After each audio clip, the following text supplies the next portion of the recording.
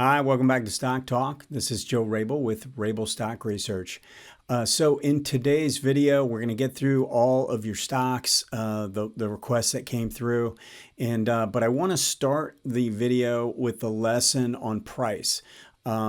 I've gone into the indicators now for several videos, several shows, looking at MACD, looking at ADX, and what I want to make sure we have an understanding of why price is so important, and in different ways that maybe you guys haven't thought of how to use price. So let's go ahead and get into the agenda. Price is king. And even when I talk about MACD and ADX, I will say that they are derivatives of price, and in some cases, second derivatives of price. And so if that's the case, then we need to know what price is doing, and we need to know how to react to price, because that's going to give us the quickest signals always. I like to use a ZigZag overlay, and I'm going to show you the ZigZag that StockCharts uses, which I think is outstanding. We want to look at the price structure in each time frame, and we want to have an understanding of how the trend starts. So I'm going to go through all of that, and then we're going to get through the stock requests that came through. Let's go ahead and get into this lesson now. Okay, so I've got my grid up. I call it a grid because I've got 4 charts up at the same time. They're same stock, but monthly here, weekly on the bottom right, daily in the upper right, and an hourly in the upper left. What I've done that's a little different this time is I have overlaid the ZigZag indicator, okay? And this ZigZag, I think, is a very useful tool, especially if you're trying to learn trend analysis. And I would suggest taking everything off the chart, all the indicators and everything, the volume and everything, and just have these 4 time frames up with the ZigZag. And you could even take the moving averages off, although I do think the moving averages can help in terms of confirming or refuting trend analysis based on the price structure.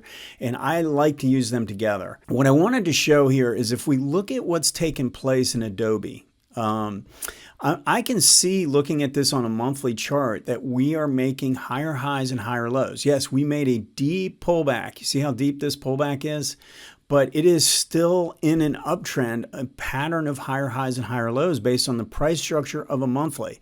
Now, the monthly has a lot of lag. And if you look at what's taken place, we've actually broken the 18-month, and that line has started to kind of roll over a little bit. So if I'm looking at this and interpreting what's taking place, I wouldn't consider this still a full-fledged uptrend or full positive. I would probably put this into the neutral category, because we're threatening to break the 40-month, and the 18-month has already rolled. So it's not positive from my standpoint from looking at it from that way. But if you just look at the price action and what's taken place, and use the ZigZag indicator to kind of define the key levels of reversal, you can see that that it is just a pattern of higher highs and higher lows. Now, one thing I want to mention is I'm using a 2% multiplier on the ZigZag, okay? And it stays the same in all the time frames, but it's defining things differently based on each price action. So I really think the way that StockCharts, the programmers, put this together is ideal. This is what I try and find is a ZigZag that will adapt. It's adaptive to the price action, and it's using a multiplier in each time frame, and it's collecting data based on the swings based on the price action itself in each time frame. So the point I'm making is that I've got the exact same ZigZag on all 4 of these time frames, and yet it's defining each one of the trends. So it's really well thought out. I just wanted to mention that. Okay, so I've got an uptrend on this time frame. Look at what happened on the weekly, though. The weekly went from a new high. It was at a new high here, took out this prior peak, and then came down and took out this prior swing low. And now we're in bear alert. So if we just make one lower low, then that's just a bear alert. Now, if you notice, we've rallied up. If we come down here, now we've got 2 lower lows following the lower high, and you'd have to consider that into kind of like a bear confirmed to the downside. But right now, we don't have that taking place on the weekly chart. We just have a bear alert, and the stock has already dropped almost 50% off the high, and yet the weekly is not reversed yet, okay? Now, this is why I like to use multiple time frames, because if I'm defining the price structure this way, I can see that way up here, we made a lower high, a lower low, another lower high, and another lower low. And we were pretty much confirmed. I can draw right here. We were pretty much confirmed coming down through that low to the downside on the daily chart, okay? And so I've got that taking place, and I know that the weekly hasn't reversed yet. The monthly is still in an uptrend, making higher highs and higher lows. So I'm getting a reversal taking place on a smaller time frame first.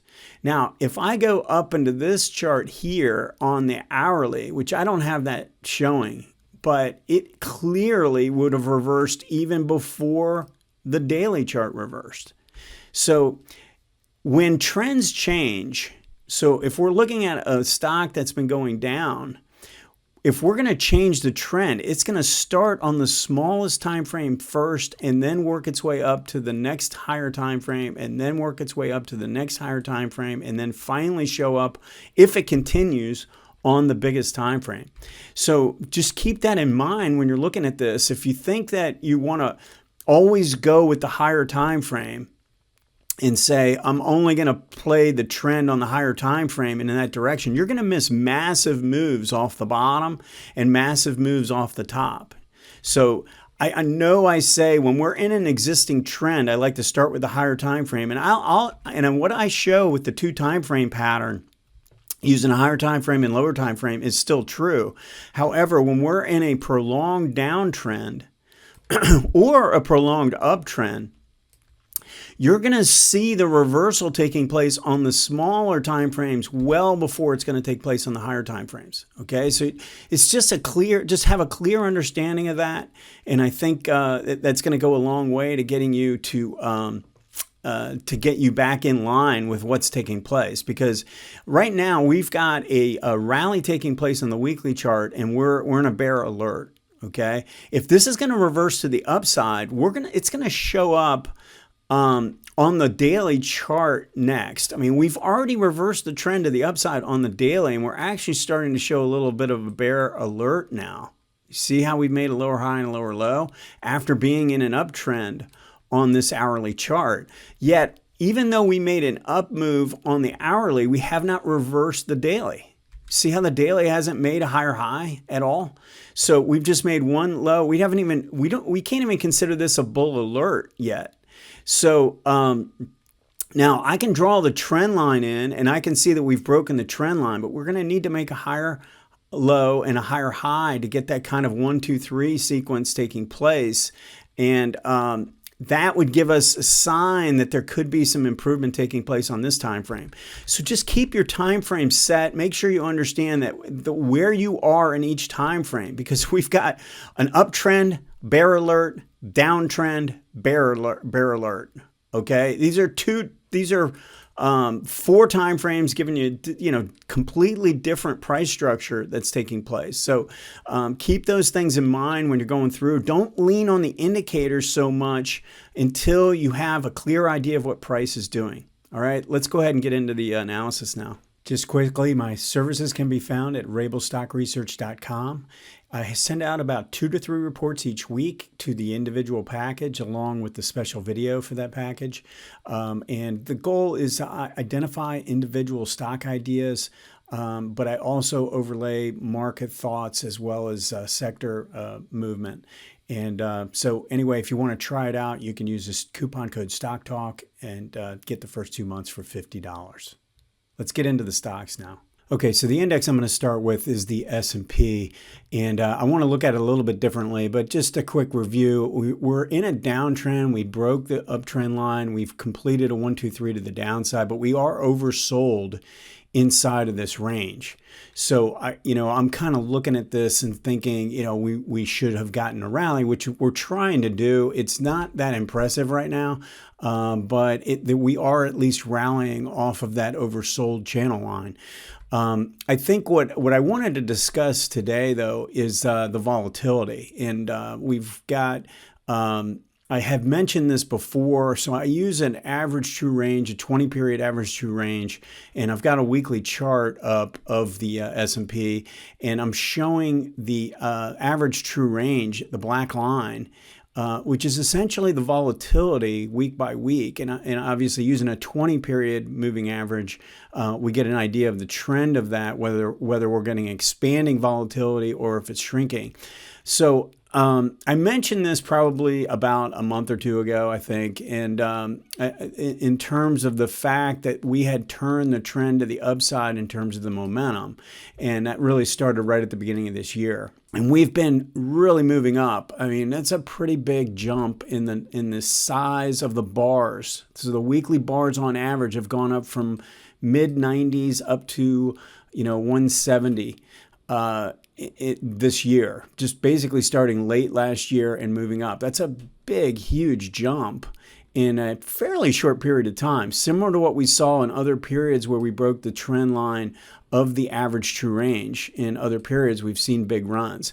The point I think I wanted to make here was that because we've had such a big move in this period, and if you look at the other periods where that's happened, I could see the momentum, or I'm sorry, the average true range starting to slow down or pull back or pause here. And we can even go back to a period like in 2008, and even if you look back at that period, even though it did continue to decline after breaking the 18-month, it did go through a pause period where the average true range slowed down, pulled back after a big run like that. So I'm not saying the market's out of the woods quite yet, but I think in the near term, it just makes sense to me that this maybe takes a little bit of a breather. And I can switch this to a daily chart, and we can see that the average true range has now dipped down below its moving average. It's kind of going the other way. And that is a minor, probably a minor pause in the volatility as opposed to a reversal of the trend at this point. I don't really have a 1, 2, 3 in the average true range. I mean, if I were to draw in a trend line, I could do it here, but then we made a higher high, so I draw a new trend line now, and now I'm looking for kind of like the 1, 2, 3 in this time frame to suggest a reversal in the trend of the volatility. So right now the volatility is continuing to move higher, but in the very short term, we're starting to see a pause or a pullback in it, and it is coming down somewhat. So that's a short-term positive. But as we look at this, we can see we've got two pretty important moving averages up around 4250 to 4350. That's going to provide resistance, even if this can turn up and make another run to the upside. So it's an uphill battle right now. Right now, what we need to see in this index is it hold the 18 on the daily and turn back to the upside. I'm a little discouraged because I'm not seeing the type of volume action that I really would prefer to see. So anyway, it's good to keep an eye on the volatility. I think that's definitely something to watch. All right, let's start getting into the individual stock requests that came through. I'm going to start with OEC, chemical stock, and we had a little bit of overrun on the monthly chart during this pullback. And if you notice on the move to the upside, we didn't really get the type of confirmation on a momentum basis based on the ADX. Really, MACD only got to the 0 line. So not the kind of strength that I'd be looking for. So what I'd be doing now is looking for strength on this time frame. I can't buy this one yet based on what's happened on the monthly. So I have to go to the daily, the weekly chart, look for strength here, get this going, get the ADX climbing, and then look to buy the first pullback as this maybe breaks the trend line and then shows its first higher low. That's, I think, how I would be looking at this. We are showing some strength on the daily chart, but because this is just getting going and we're a little stretched away from the 18-week, I wouldn't want to chase this on the daily right now. So something to watch for sure, especially based on what's going on in the chemical area. Sanmina is really impressive. we had this long, slow, several tests of the zero line, a big, long zero line reversal basically with low ADX, and now we're breaking out of that. And if you look at this compared to a lot of the other electric components or semiconductors, you have to respect what's going on here. So I'm kind of excited about this. I think this is very interesting. What I'd like to see now that the breakout has already taken place, I'd love to see this come down and hold the breakout and then turn back up like that. Give us a little bit more confirmation that the breakout is truly holding, but overall, really nice looking pattern. Now, the gentleman that brought up this Vertex Energy has said that he was buying this pullback, and he bought it as it moved up in here, which I love. I mean, I absolutely love that. This is confirmed. Now, I do recognize that the MACD overran the signal line, but this is more important to me. We've got to move to the upside, and we've got strong confirmation on an ADX basis. And then during the pullback, green DI held 25. So that makes me feel a little bit better about this little minor crossover here. Would I prefer to see it hold? Yeah, but it's not going to keep me from doing this trade if it triggers on the smaller time frame or turns up the way that it did. Now, one thing that I would guard against here is you need to understand this is in a powerful trend, but it's very extended away from the monthly 18 and extended away from the weekly 18. So I would view this more as a trading play. I'd probably, if I bought it where this guy's buying it, I'd probably be looking to nail down some profits, not all of them, but some, and then evaluate how this plays out, because right now MACD is not confirming that new high at this point. It doesn't mean that it can't, but I'd be wanting to do something here, at least to ensure that I make a profit on a really good trade. Okay, IBM, I think, is starting to show bigger signs of improvement. If I look at this on a bigger picture, we've been in this position a few times where it's tried to turn the corner. One thing I like about what's going on here is we're making a higher bottom here, and now we've made a higher bottom here. What's missing is a higher high following a higher bottom. We've done one or the other, but we haven't done both. We need to see, and it's kind of like that 1, 2, 3 reversal, right? Looking at price structure. If I'm looking at price structure, I want to see a little bit more confirmation. When a trend has been down for this long, I want to see, I'd like to see this get through 150 now. But got to respect what's taking place here. The relative strength keeps improving. Let's just look for better momentum. Like if the momentum were improving on this run and it showed up on the daily chart, I might be enticed to want to go ahead and give it a try. But since that's not happening, I want more confirmation through 150. EQNR, another energy stock, and we just had a pullback, and during the pullback phase, so this is something I always evaluate. During this pullback phase, ADX remained low. That's bullish.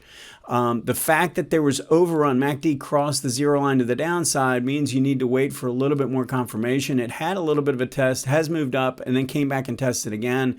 I think this looks pretty decent at this point. Not a bad looking trade. The only big problem I have with this is that you got to give it a little bit of room still. We don't really have a well-defined bottom, another second higher low yet. So if you do this trade, I think I would just give it a little bit more room just based on the volatility and all that. But overall, nice looking pattern. LNG, so we have to, so look at how on the monthly chart, we have not tested the 18-month pretty much for this whole move. It just went up and it just kept moving higher. But on a weekly, look at how beautiful the pullbacks have been. Every single time we've been pulling back, and we still have strong ADX. Because of the way, this is a little sloppier in the way that it's developed. This was nice and smooth. This was nice and smooth. This is a little choppier. And because of that, I would probably force this to break out. We have a low ADX condition on the daily chart. Okay, so when I see that and it's been a little bit of a prolonged period, I'd look for this to get through 150. I know, it's probably not a great entry point when you look at it from this standpoint because the stock's at 140 right now, but we don't have any confirmation. Green DI isn't even above 25 yet. So to buy this pullback is basically, if you want to buy it here and then sell it at 150, I mean, that you could do. But in terms of looking for a move, an extended run type of move, another breakout and upside upside extension, I think it's a little bit of a leap of faith right now.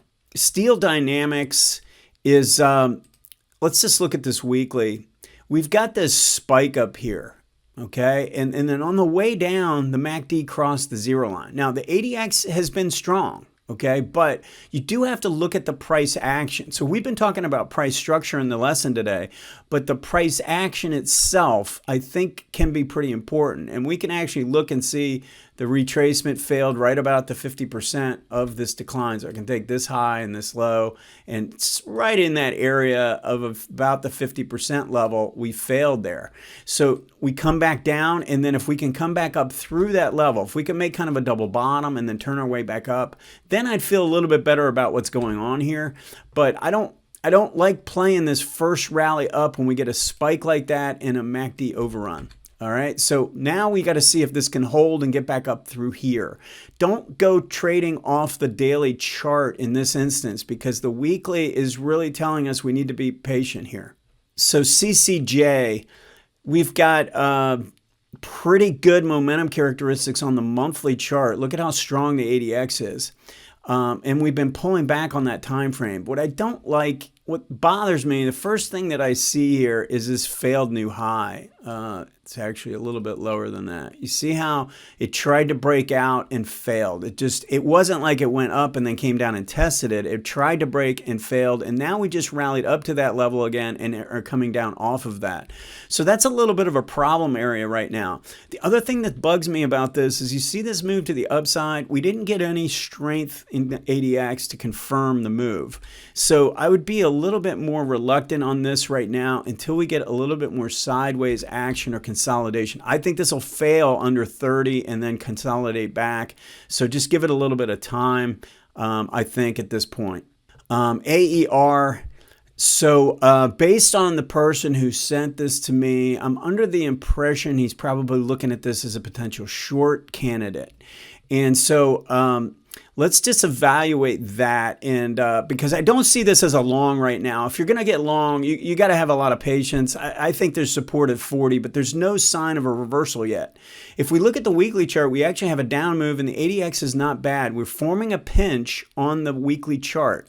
What's missing right now is a confirmation of a reversal to the downside. And what I'd really love to see here is see this attempt to hold or come down a little bit more and then rally up and turn back down. Because what I want to develop is a 1-2. We're forming the 1 right now. I think it's a little aggressive because we have zero line overrun here, even when we have low ADX. So I want to look for some kind of a little hesitation rally that turns it up and then turns back down. If that happens, then I would be willing to play this from that standpoint.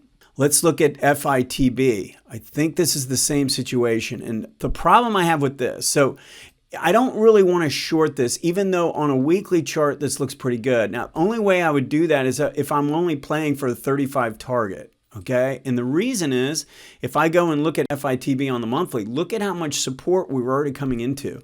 I'm not going to do the fib grid, but I can just tell you that we're coming into some pretty significant support here. So I have to be very, very nimble if I want to short this. I don't really want to do that. I think there are better options. Now, based on their short-term pattern, yes, I agree. I like what's going on, but you have to evaluate the potential downside. And unless you get really quality setup and entry, and maybe you have to do it off the hourly to play it down towards the 35, I would kind of pass on this. Just keep in mind, this has come down. We don't have a trend line here. We're starting to get a little bit of overrun on the MACD. So I think if we're going to get a setup in this, it's going to come down, rally back up. Okay. Then if we do that, then you can start to look at a reversal pattern to develop. But again, I think there's better options here to play on the short side. Okay, let's look at Citigroup, because this I know was a specific question regarding the short side and whether this was a trade on the short side. And so we've got this rally developing, really strong ADX. On the monthly chart, it's not showing a lot of support. In fact, it broke support. And this is one of the weaker stocks in the banking area. So I kind of like the looks of this. You see how strong the ADX is based on the sellers? That's based on the red DI. Now, The reason why I would not be ready to put this on quite at this second is because this was pretty strong here. Now, we don't have any real strength on this, but we had enough strength here that I would wait for, again, some kind of a rally back up and then a turn back down. And if we get that, then we have a little bit more of a 1, 2, 3 reversal that I think is a higher quality entry point for this type of trade. That's it for today. Thanks for joining me. Please feel free to reach out. My contact information is listed. Also, if you have a stock request, send it to stocktalk@stockcharts.com. Have a great week, and we'll see you next time. Hey guys, Dave Keller here with StockCharts.com. Thanks so much for watching our video. If you enjoyed it, and we hope you did, hit the like button right below. Also, we have so much new content every day. Consider subscribing to the channel. Just hit the subscribe button in the video or right below. Thanks for watching. Stay safe. Have a fantastic day.